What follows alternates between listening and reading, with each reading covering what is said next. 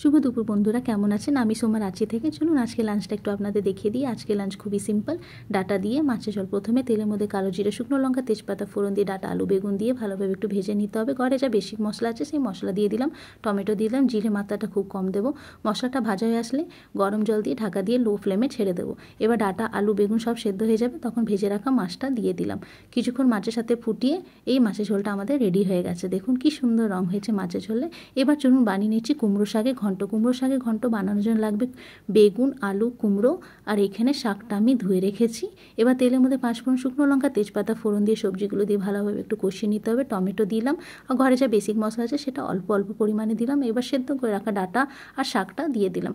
ভালোভাবে নাড়াচাড়া করে লো ফ্লেমে ঢেকে 5 মিনিটের জন্য ছেড়ে দিতে হবে। এবার ডাটা, আলু সেদ্ধ হয়ে গেছে, ফ্লেমটা বাড়িয়ে ভালোভাবে মাখা মাখা করে নিতে হবে। এবার নামানোর সময় একটু চিনি দিয়ে দেবো। কুমড়ো শাকের ঘন্ট একেবারে রেডি। ভালো লাগলে নিশ্চয়ই কমেন্টস করে জানাবেন। টাটা।